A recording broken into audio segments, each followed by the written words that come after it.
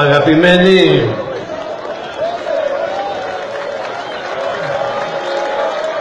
είμαι πάλι εδώ, αλλά έχω και μία σημαία εδώ. Είναι η σημαία μας, είναι αυτή που πριν 54 χρόνια μέσα σε εκείνο το άντρο, σε εκείνο το αίτητο πρωτάθλημα, εκεί μέσα ήτανε αυτή η τριφυλάρα που σηκώνουμε όλα τα χρόνια της ζωής μας.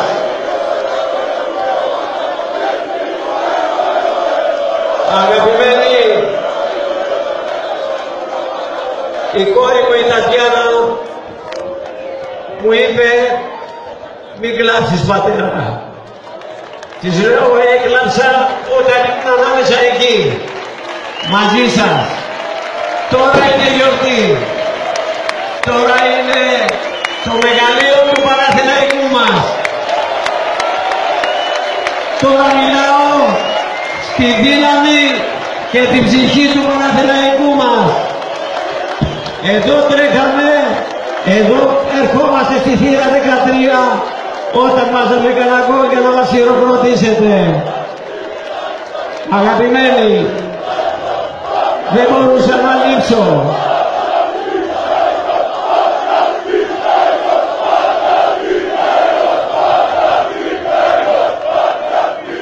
Ήθελα να είμαι και σήμερα κοντά σας. Είναι 76 χρόνια που έχω και σε κάθε γιορτή και σε κάθε εκδήλωση και παντού θα βρίσκομαι κοντά σας. Είμαι ο δεύτερος παλέμαχος που ήρθε σήμερα εδώ. Πριν είχαμε την τιμή να έχουμε άλλον ένα παλέμαχο, το μεγάλο Διαμαντίδη. Δεν έφυγε, δεν πήγε πουθενά ο Διαμαντίδης. Είναι μέσα στην καρδιά μας και τον αγαπάμε. Θέλω να ακούσετε λίγο τον κύριο Ζεχαρία, να σας πει λίγο πώς ένιωσε την πρώτη φορά που έπαιξε μέσα εδώ στη Λεωφόρο, όταν ήρθε από τον Ελυσιακό στην ομάδα μας και ήταν στα αποδυτήρια και του ανακοίνωσαν ότι θα παίξει βασικός και ήταν τόσο μικρός που δεν πίστευε τι τιμή θα νιώσει να παίξει αυτό το γήπεδο. Και σήμερα παίκτες που φοράνε η φανέλα δεν ξέρουν ποια φανέλα φοράνε και ποια ιστορία έχει η ομάδα. Ευχαριστώ κύριο Ζεχαρία. Εγώ να το πω λίγο διαφορετικά.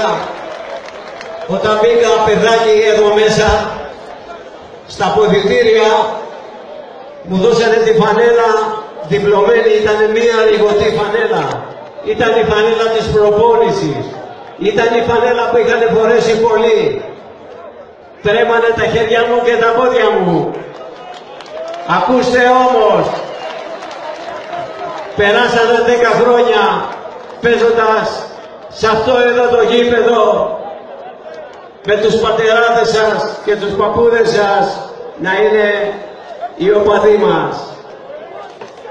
Μου δώσανε τη φανέλα και έπαιξα 10 χρόνια. Όμως αυτά τα χρόνια θα σας πούνε άλλοι αν την τίμησα τη φανέλα. Υπάρχουν όμως άλλα 50 χρόνια πίσω που παλεύω για αυτή τη φανέλα, που παλεύουμε για τη φανέλα που φοράτε και για τα κασκόλ που σηκώνετε σε όλα τα γήπεδα. Γι' αυτό παλεύουμε. Είμαστε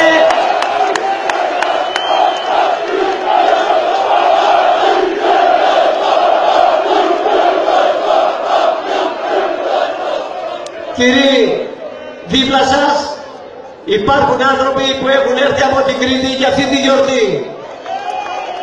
Τους ευχαριστούμε πάρα πολύ, εγώ τους έχω ζήσει σε διάφορες εκδηλώσεις και σε διάφορες γιορτές που έχουν κάνει στην Κρήτη και με έχουν καλέσει. Είναι και αυτοί τόσο δυνατοί όσο είμαστε κι εμείς και πιο δυνατοί ακόμη. Ήρθανε να ζήσουν τη γιορτή αυτή που κάνουμε τώρα. Αγαπημένοι,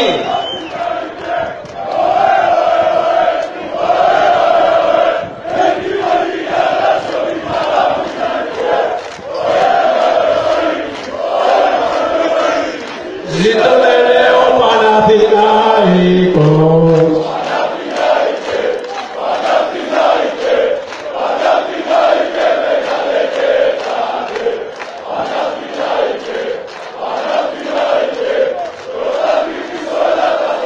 Θέλετε να καθίσουμε εδώ καμία ώρα και να συζητάμε, να μιλάμε για τα καστόρ που σηκώνεται σε όλα τα γήπεδα του κόσμου. Να σας πω πόσο αξίζετε, το ξέρετε και το ξέρουν όλοι. Είσαστε οι νικητές της εξέδρας, δεν παραχάνουμε μες στο γήπεδο.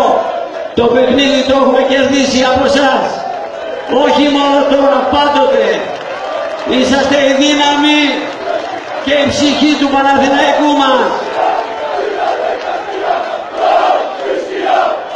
Θύρα 13 και πάλι θύρα 13. Αγαπημένοι, το γήπεδο μπορεί να αλλάξει. Η θύρα 13 είναι αυτή και θα μείνει. Εμείς θα είμαστε εδώ να φωνάζουμε, να ξεσηκώνουμε με την ψυχή και τη δύναμη μας στον κόσμο. Εκεί στην εξέδρα που κάθισα ήταν μια κυρία με τον άντρα της και είχε 2 παιδάκια στα πράσινα. Χάρηκα πάρα πολύ. Υπάρχουν πάρα πολλά παιδιά που είναι μες στη μέση.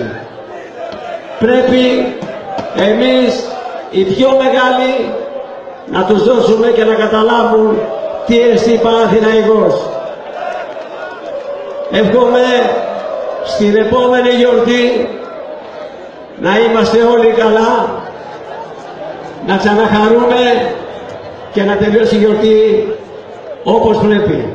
Σας ευχαριστώ πάρα πολύ.